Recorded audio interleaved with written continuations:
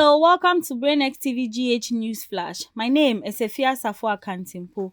In the news, 393 recruits graduate from the Paramedic and Emergency Training School at the Nkin Castle, forming the 11th batch of recruits since its establishment. The ceremony also saw the outdooring of the new camouflage uniform and the band for the National Ambulance Service.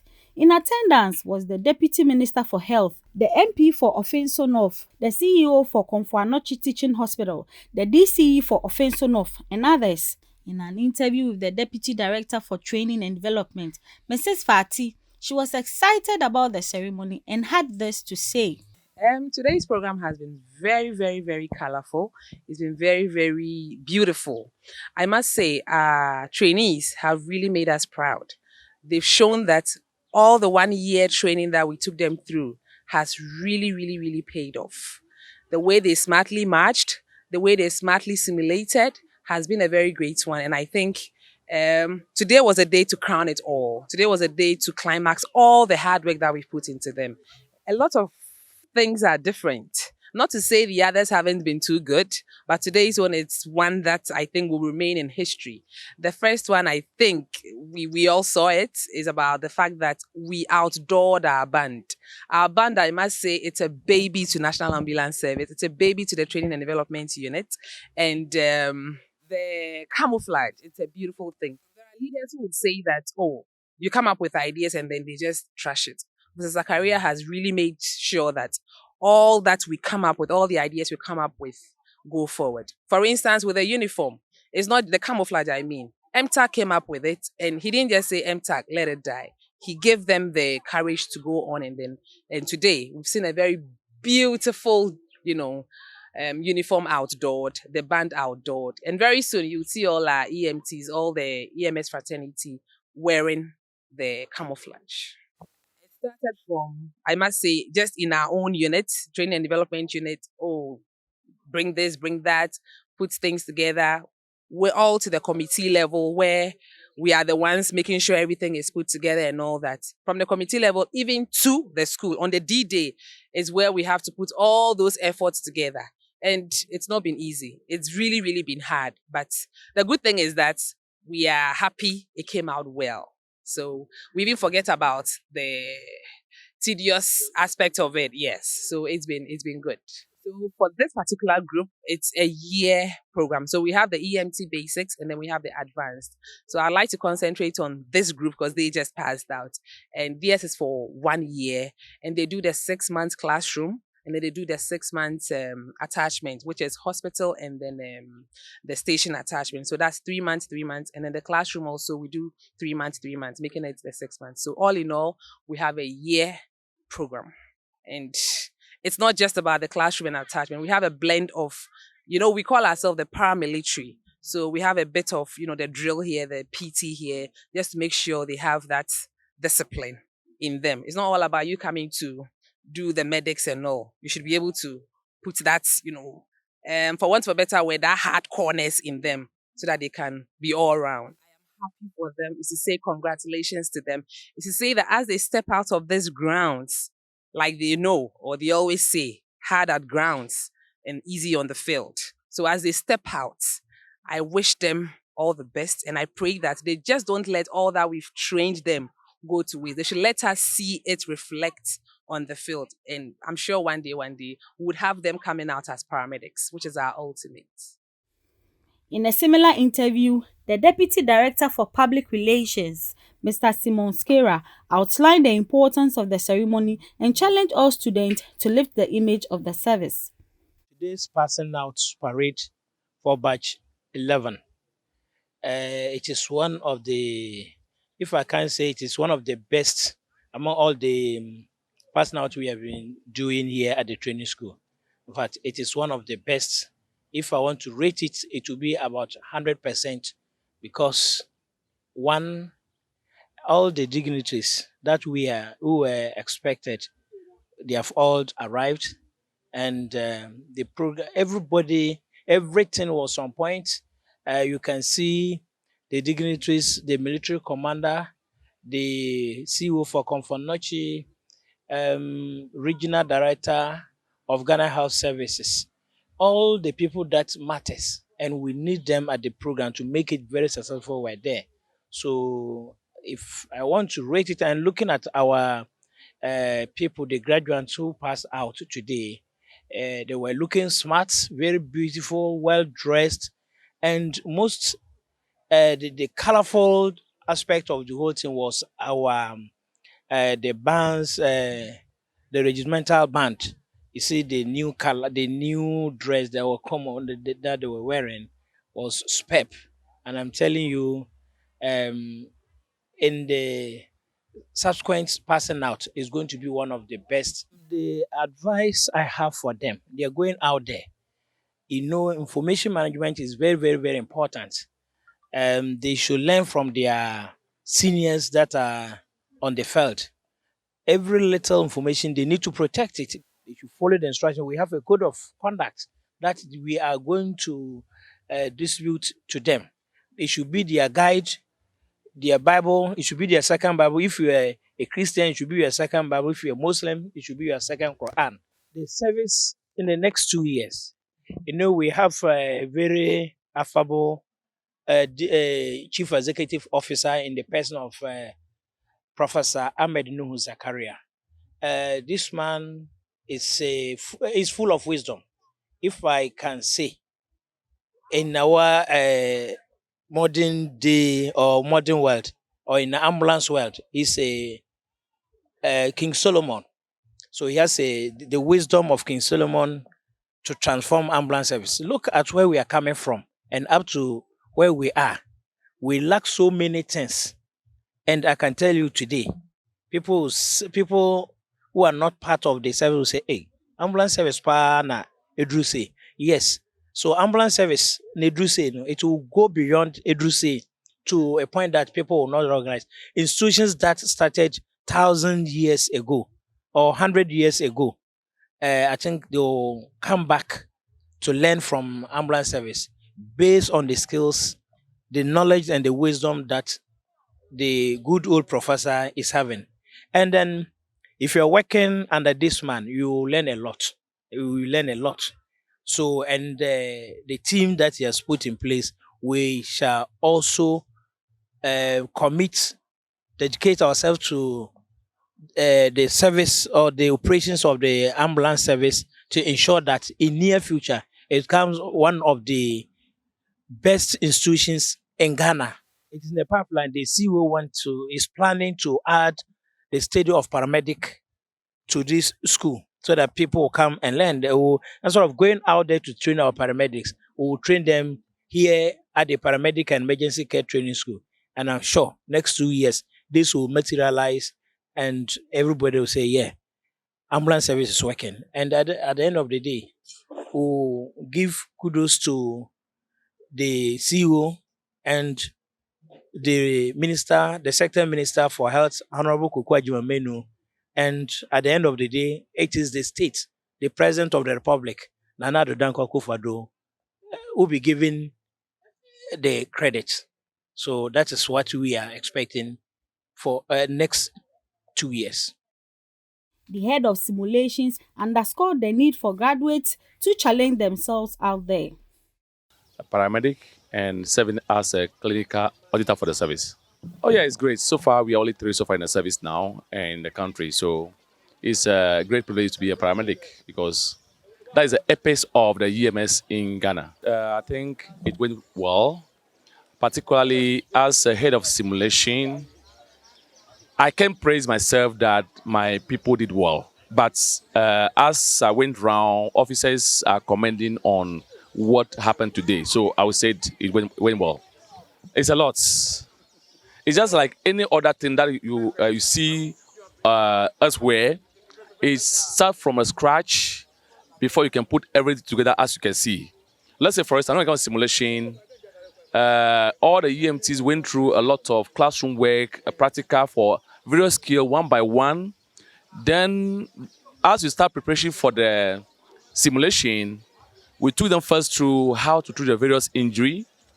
And then from there, we move on to how to put all together, how to respond to a mass casualty incident. So it's like something they have to learn from, let's say, put all together because they learn them as a individual skills. Now they have to put everything together before they can exhibit as they did today. So it takes a lot. So it takes about almost 4 weeks for us to prepare them as the way they did today. Yes. But generally, as they're going to a field, the seniors are there that have more experience in those already, so they'll go there and learn. So basically, that's how it is. Yeah, they're learning. They should go out there and raise the image of the service high because, our CEO has been a mentor to all of us. So as they're going out there, they should go and keep the name as it is now, or make it better, but not to make it worse. So that would be my advice to them. All that they learn, they should go and put it to use because we are here to save life. And if all that we taught them, they should be able to follow up, it means that they can go there and save more life. But if they should forget about it, it means that at the end of the day, all that they learn here become useless. So that is my advice to them. They should go out there and raise the service image high out there in the public. In the public. Before we go, I want to take opportunity to say big thank to my CEO for the opportunity. I was given the opportunity to take tell the simulation team, so I give him that thumbs up for the opportunity. Thank you. The administrator for the school also shared his experience over the years. My name is Vitus Agongo. I'm the principal advanced EMT, and I'm the administrator of the paramedic and emergency care training school in King Council. Yeah, looking at things, if you have been here on the grounds, or if you have been on the grounds before, you realize that there's a lot of progress in terms of development. Though we are lacking infrastructure, but with the little resources that we have, we think we have progress in regards to academics, with regards to the little infrastructure that we have, though we don't have the resources, but we are pushing, and the students themselves are pushing. With this, I think if we continue, the next 5 years, this school will be a different institution. Yeah, we have learned a lot because it's not easy organizing a national program. You can see that the Deputy Minister of Health, all of them were here, the regional ministers, and very important key people found themselves on these grounds. So with this, I think it's a very great inspiration, just not for the officers on the grounds, but even to our students. So it's a great achievement, and I think with this, they have inspired us to move to another level. So it's achievement. For the past years, many of our officers mix with most of the security officers, and they admire them with their camo, and they ask so many questions. Because with this, it's a form of operational uniform, a very great achievement, and we wish for the future, this camo will be organized for all our officers and even trainees. And many of our officers are inspired. Yes, for now, is to thank the Chief Executive Officer of the National Ambulance Service. It's not easy to have such a leader who, with no resources, but always organize the little resources that he has to change the situations. If you look at even the common today, it was very tough for us to get it. But when he put a little effort, our men or institution were able to release them for this important occasion to take place. So it's a very great achievement, and we have a leader who is a mentor, and we are following him with the hope that we'll inspire to be like him.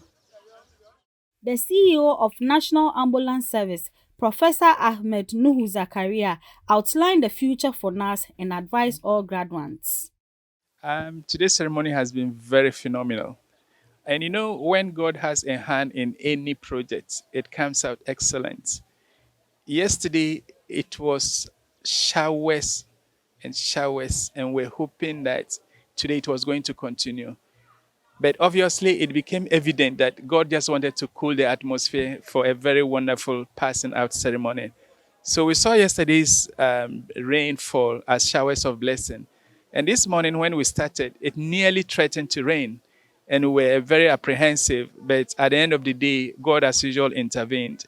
And we can confidently affirm that today's passing out is one of the best, if not the best, passing out ceremonies we have ever held since the inception of this school in 2013. If you look at it from the marching to the simulation exercise to the band, everything worked according to plan. And I must say that we are very, very proud of the recruits who are now EMTs, the instructors who have been very phenomenal in the whole exercise of their training. So all in all, it was very, very successful. Obviously, if you realize this service, if you remember, started as just a unit under a directorate, okay, when I took over. So from there, we moved it from the level of a unit to the level of a directorate, and now to the level of an agency. The other reality is that the service did not have a bill, and now we have the National Ambulance Service Act. Apart from that, if you look at the number of stations in the country, we had just 7 stations in just 3 regions. And now we can boast of 297 stations across all the constituencies in Ghana. Personnel-wise, we started with just 67 personnel. Now we can boast of over 3,000 personnel. Now, if you watch, we were doing our training at the Fire Academy Training School. And now we have our own training center, as you can observe, known as the Paramedic and Emergency Care Training School. And it's not just the only one in Ghana, but it is the only one in the whole of the West African sub-region. So the service has really come so far, and we are really proud of our achievements. First of all, in terms of stations, we are hoping that every district, every sub-district should have the presence of the National Ambulance Service. So our objective is to take emergency care to the doorsteps of everyone living in Ghana, as you will have attested to in our documentary that we're trying to carry out.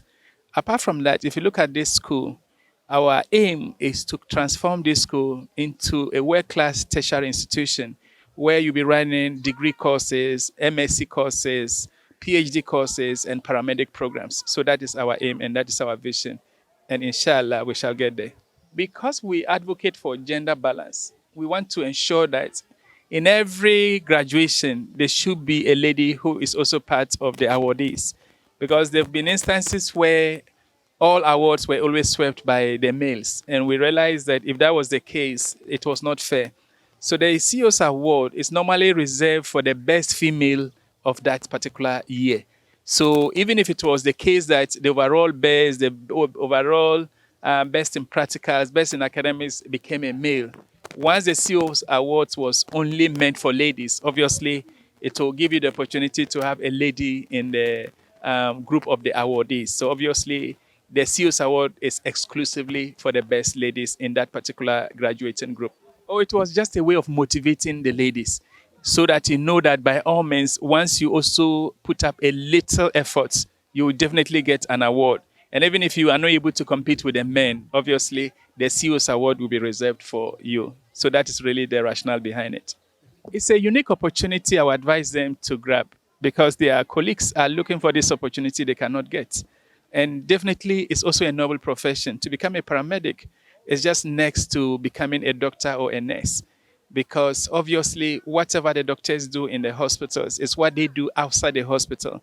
And so they are going to be pre-hospital emergency care providers or out-of-hospital acute medical care specialists. So obviously they have a lot to prove to their family and to their God and to their country because people's lives are going to depend on their actions and inactions. And so my advice is that they should take the cause seriously. They should know that it's a calling and that people are going to look up to them. In times of need, they shouldn't disappoint. And so when they go back into the various stations, they should know that they are there to save lives. And Mother Ghana will be proud of them, and God will definitely reward them.